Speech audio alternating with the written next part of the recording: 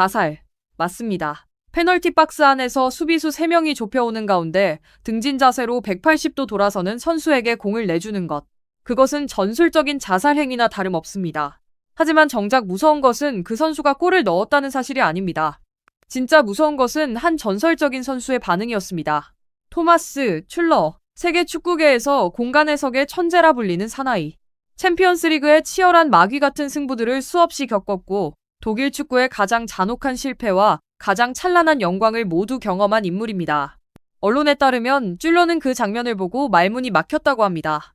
먼 미국 프로축구 리그에서 날아온 영상 화면을 바라보며 그는 오직 경악에 찬 한마디만을 내뱉었을 뿐입니다. 현대 축구의 이론상 저 마무리는 거의 성공할 수 없는 슛이다. 세계 최고 수준의 슈퍼스타들과 함께 뛰었던 이 괴물 같은 인물이 왜 미국 프로축구에서 터진 지극히 평범해 보이는 한순간 앞에서 벌벌 떨어야 했을까요? 그것은 튤러가 그 속에 숨겨진 마트릭스를 보았기 때문입니다. 1초도 안 되는 짧은 순간에 프로그래밍된 잔혹한 알고리즘, 오직 몰락의 경계를 넘어선 자만이 펼칠 수 있는 흑마술을 말입니다. 손흥민은 단순한 골을 넣은 것이 아닙니다. 그는 전 세계 수비진을 향해 공간이라는 이름의 사형 선고를 내린 것입니다.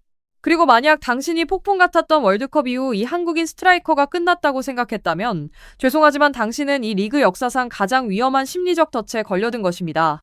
유럽에서 북미에 이르기까지 전 세계 전술 분석가들을 흔들어 놓은 차갑지만 기괴한 기운을 내뿜는 이 수치들을 보십시오. 13경기, 12골, 4도움. 잠시 이 수치를 뇌에 입력할 시간을 가지십시오. 2025년 들어 단 13경기에 출전해 무려 16개의 공격 포인트를 기록했습니다. 이것은 노후를 보내러 온 선수의 수치가 아닙니다. 이것은 파괴적인 살상머신의 수치입니다. 하지만 그게 전부가 아닙니다. 드니 부안가와 합을 맞춘 이후 두 사람은 총 25골 8도움을 합성해냈습니다. 이들은 더 이상 평범한 축구를 하고 있지 않습니다.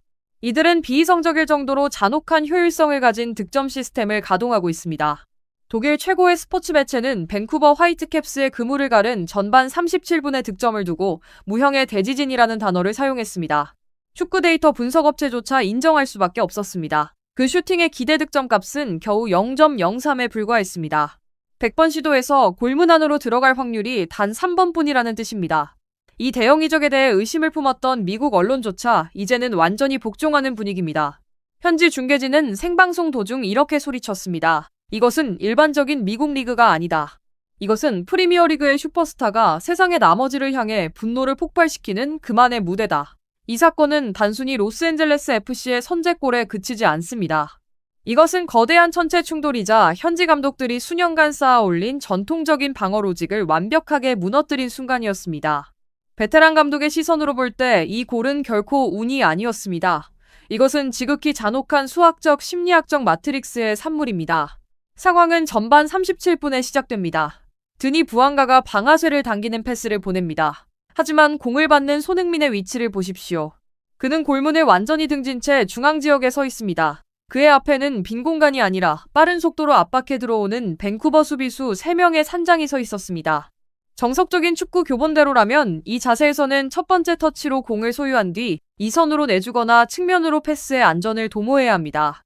밴쿠버의 수비진 역시 머릿속에 이미 그 시나리오를 그려두고 있었습니다. 그들은 공간을 압박하고 회전 각도를 완전히 봉쇄할 목적으로 전진했습니다. 그러나 손흥민은 상대의 사고방식 허점을 그대로 찌르는 뒤통수 치기를 날렸습니다. 그는 일반적인 로직으로 처리하지 않았습니다. 자신을 향해 좁혀오는 수비수의 이동 관성 자체를 덫으로 바꾸어 버린 것입니다. 상대가 공을 빼앗기 위해 몸의 중심을 앞으로 쏠리게 했을 때 손흥민은 그 힘에 저항하지 않았습니다. 상대의 압박을 이용해 거의 180도에 가까운 회전 동작을 전개했습니다. 그것은 공간에 대한 완벽한 파괴였습니다. 단 0.1초 만에 밴쿠버의 전체 수비 시스템은 방향 감각을 잃고 얼어붙었습니다. 시야는 틀어졌고 몸의 중심은 무너졌으며 치명적인 사각지대가 마침내 열렸습니다. 그 비현실적인 회전 이후 무슨 일이 일어났습니까? 공은 유리한 위치에 놓이지 않았습니다. 비껴진 각도에 놓여 있었고 마지막 수비수의 발과 반대편 골문 구석 사이의 공간은 공 2개 들어갈 넓이에 불과했습니다. 분석가들은 이를 기회의 창이라고 부릅니다. 어중간한 스트라이커라면 슈팅 타점을 잡기 위해 한 박자를 더 소비했을 것입니다. 하지만 이 수준에서 한 박자를 더 쉬는 것은 슈팅 각도가 영원히 닫히고 골키퍼가 각도를 좁히며 방금 전의 회전 동작이 아무런 의미가 없어진다는 것을 뜻합니다. 손흥민은 시간의 잔혹함을 너무나 잘 알고 있었습니다. 관중의 심장이 미처 한 번 뛰기도 전인 지극히 짧은 찰나 그는 임팩트를 가했습니다. 긴 디딤발도 넓은 슈팅 각도도 필요 없었습니다. 슈팅의 힘은 오직 골반의 회전과 발목의 유연성만으로 만들어졌습니다. 공의 궤적은 기괴한 곡선을 그리며 중앙 수비수의 손을 넘어 넋이 나간 밴쿠버 골키퍼를 지나 골문 구석에 정확히 꽂혔습니다. 이것이 바로 뛰어난 테크니션과 세계 최고 수준의 살인마를 갈라놓는 차이입니다. 세계 클래스의 살인마는 시간과 공간이 가장 좁게 열린 그 창문을 통해 정확히 상대를 처단할 줄 압니다. 이 순간이 왜 이토록 폭발적이었는지를 이해하려면 우리는 시간을 돌려 시즌 초반과 지난 월드컵으로 돌아가야 합니다. 그 시절 손흥민은 의심이라는 혹독한 심연 속에 살아야 했습니다. 사람들은 그가 늙었다고 말했습니다. 프리미어리그 득점왕의 스피드는 세월 앞에 마모되었다고 했습니다. 조국 한국에서 밀려드는 거대한 기대감은 이 캡틴의 어깨 위에 무거운 짓눌림으로 다가왔습니다. 그가 골을 넣지 못하고 폭발적인 단거리 질주가 나오지 않자 언론은 잔혹한 판결을 내리기 시작했습니다. 손흥민은 내리막길에 접어들었다. 미국에는 그저 노후를 즐기고 마케팅용으로 건너간 것뿐이다. 하지만 최고 수준의 축구판에는 언제나 기이한 생명체들이 존재합니다.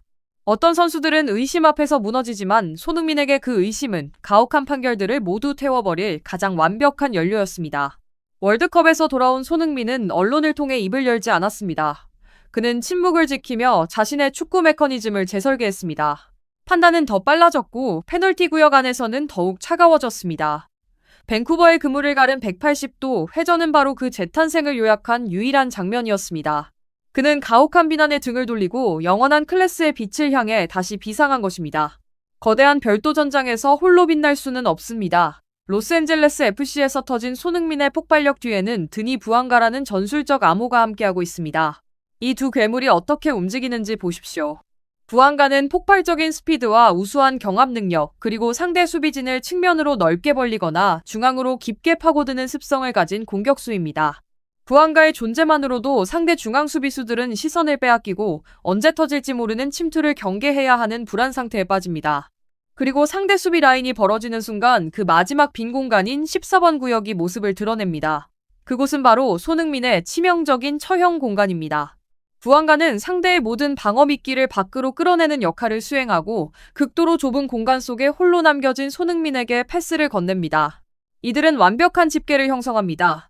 부앙가를 막기 위해 병력을 집중하면 손흥민이 본능적인 결정력으로 상대를 처단합니다. 반대로 손흥민을 봉쇄하기 위해 전력을 다하면 부앙가가 측면을 찢어놓습니다. 만약 두 사람 모두에게 공간을 준다면 그것은 더 이상 축구 경기가 아니라 전술적인 처형식에 불과합니다. 이제 TV 화면으로 경기를 지켜본 일반 관중 99%가 놓쳤을 지극히 작은 디테일 하나를 파헤쳐 보겠습니다. 토마스 튠러가 왜 그토록 경악했는지를 설명해주는 숨겨진 요소입니다. 공이 손흥민의 발을 떠나기 단 1mm 초 전, 그의 발목 각도와 몸의 중심을 유심히 보십시오.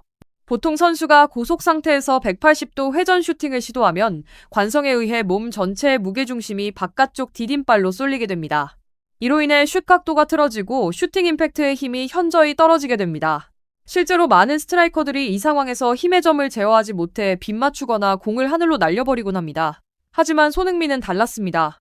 회전하는 그 찰나의 순간 그의 몸통축은 슈팅면을 기준으로 정확히 15도라는 기적적인 기울기를 유지했습니다.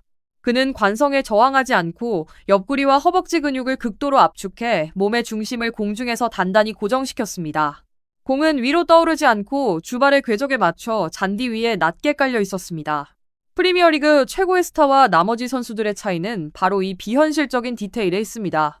가장 극단적인 경기 조건 속에서도 몸의 관성을 제로로 만들며 완벽한 슈팅 받침대를 만들어내는 능력. 그것은 수백만 번의 반복 훈련을 통해 선택받은 천재들만이 소유할 수 있는 절대적인 클래스입니다.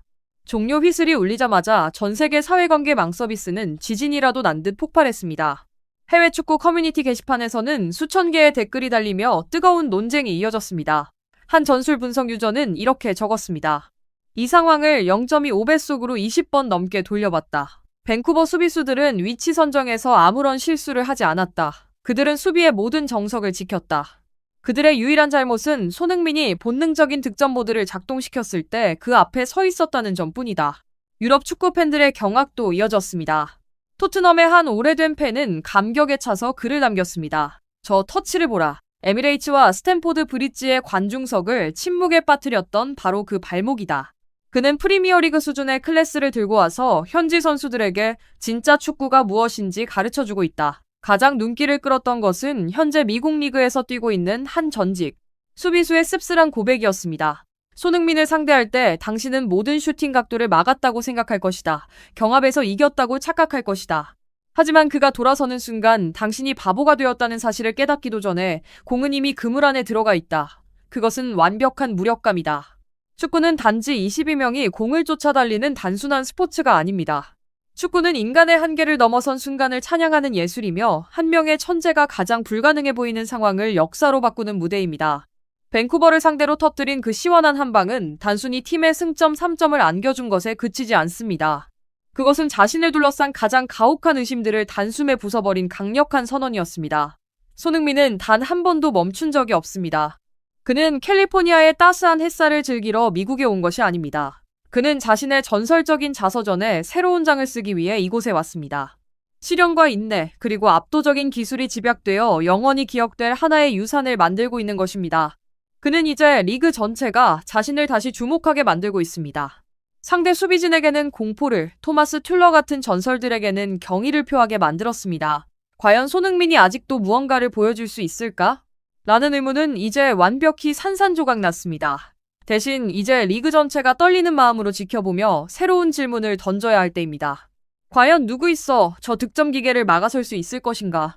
이 잔혹하고도 매혹적인 승리의 순간, 그리고 압도적인 클래스를 느끼셨다면 지금 바로 좋아요와 구독 버튼을 눌러 다음 분석을 놓치지 마십시오.